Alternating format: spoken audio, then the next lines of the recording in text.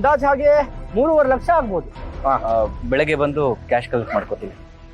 ಇದಕ್ಕೋಸ್ಕರ ಈ ಕೆಲಸ ಮಾಡಿದ್ದು ಬ್ರೋ. ಮೊದ್ಲೇನ್ ಮನೆಯವರೆಲ್ಲ ಯಾವ ಕೆಲ್ಸಕ್ಕೂ ಬರ್ದೇ ಇರೋನು ಅಂತ ಅವಮಾನ ಮಾಡ್ತಿರ್ತಾರೆ. ಆಮೇಲೆ ಫೈನಾನ್ಷಿಯರು ಮನೆ ಮುಂದೆ ಬಂದು ಇರೋ ಬರೋ ಮರ್ಯಾದೆಲ್ಲ ತೆಗೆದ್ಬಿಟ್ರೆ ಸೂಸೈಡ್ ಮಾಡ್ಕೊಳಕ್ ಬಿಟ್ರೆ ನಂಗೆ ಬೇರೆ ದಾರಿ ಇಲ್ಲ ಬ್ರೋ. ಅರ್ಥ ಮಾಡ್ಕೊ ಬ್ರೋ ಪ್ಲೀಸ್. ನಿನ್ ಕಾಲ್ ಮುಗಿತೀನಿ. ನಿನ್ ದುಡ್ಡನ್ನ ಆದಷ್ಟು ಬೇಗ ತೀರಿಸ್ತೀನಿ. ಸಾರಿ, ನಿನ್ ದುಡ್ಡನ್ನ ಹೇಗಾದ್ರೂ ಮಾಡಿ ತೀರಿಸ್ತೀನಿ. ಕಾಲಿಗೆ ಬೀಳ್ತೀನಿ.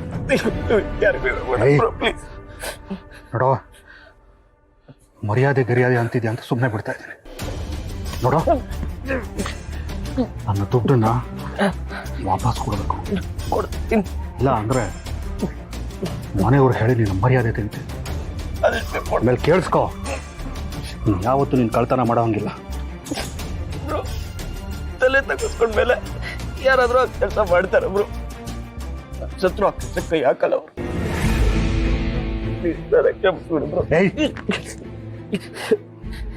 ಕ್ಷಮೆ ಕೇಳೋ ಯೋಗ್ಯತೆ ಇಲ್ಲ ನಿನ್ಗೆ.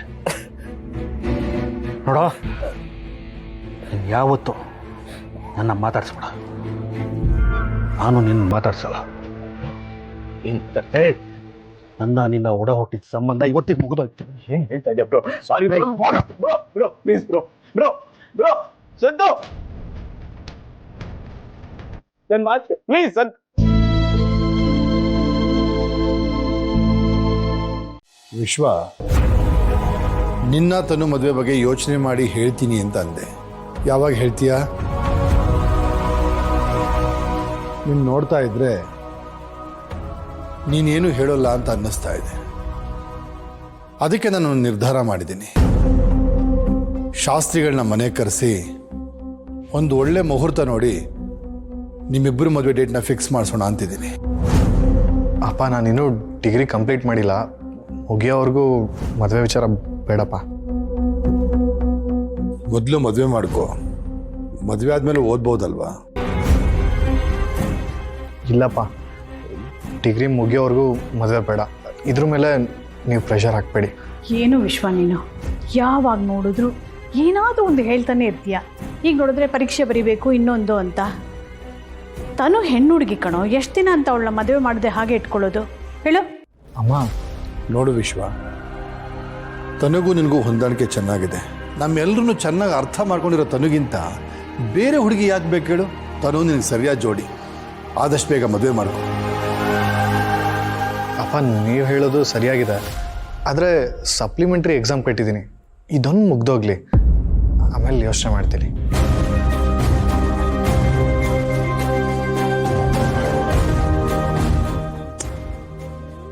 ಲಲಿತಾ, ಇದು ಯಾಕೋ ನನಗೆ ಸರಿಯಾಗಿ ಕಾಣಿಸ್ತಿಲ್ಲ. ಮೇಡಮ್ರೆ ತಗೊಳ್ಳಿ, ಹೊಸಿ ಊಟ ತಿನ್ಬಿಡಿ. ಸಿದ್ದು ಅವರೇ, ನನಗೆ ಬೇಡ. ನನಗೆ ಊಟ ನೋಡಿದ್ರೇ ಒಂಥರ ಅನ್ನಿಸ್ತದೆ. ಅಯ್ಯಯ್ಯೋ, ಹೌದಾ ಮೇಡಮ್ರೆ? ಊಟ ಸೇರಿಲ್ಲ ಅಂದರೆ ನನ್ನ ಹತ್ರ ಒಂದು ಐಡಿಯಾ ಇದೆ. ಕಣ್ಣು ಮುಚ್ಕೊಂಡು ನಿಮ್ಗೇನು ಇಷ್ಟನೋ, ಯಾರು ಇಷ್ಟನೋ ಅವ್ರನ್ನ ನೆನಪು ಮಾಡ್ಕೊಂಡು ತಿನ್ಬಿಡಿ. ಕಣ್ಣು ಮುಚ್ಕೊಳ್ಳಿ.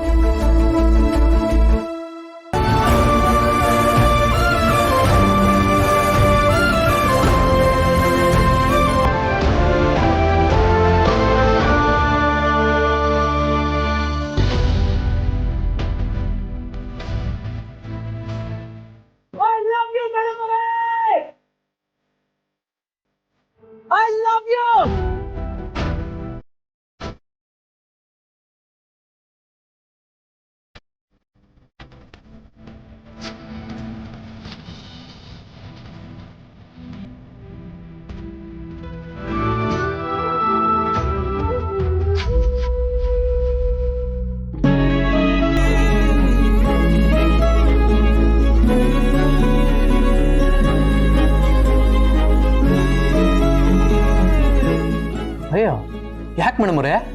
ಯಾರು ನೆನಪದ್ರು? ಯಾರಿಲ್ಲ. ಸರಿ ಈಗ ಊಟ ತಿನ್ಬಿಡಿ. ಆ ಮಾಡಿ ನನ್ನ ಬಂಗಾರ ಅಲ್ವಾ, ನಿಮ್ಮ ಮುದ್ದಮ್ಮಲ್ವಾ? ತಿನ್ಲೇಬೇಕಾ?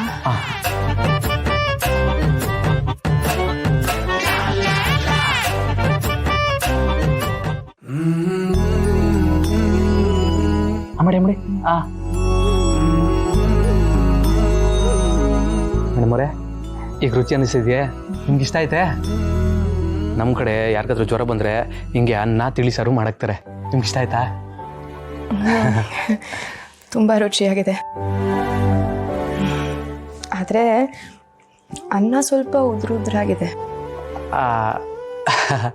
ಅದು ಮೇಡಮ್ ಅವರೇ, ನಾನು ಜೀವನದಲ್ಲೇ ಫಸ್ಟ್ ಟೈಮು ಅಡುಗೆ ಮನೆಗೆ ಹೋಗಿ ಅನ್ನ ಸಾರು ನನ್ನ ಕೈಯಾರ ನಾನೇ ಮಾಡ್ಕೊಂಬಂದೀನಿ. ಅದಕ್ಕೆ ಹಿಂಗಾಗದೆ. ಬಸಿ ಅಡ್ಜಸ್ಟ್ ಮಾಡ್ಕೊಂಡು ತಿನ್ಬಿಡಿ.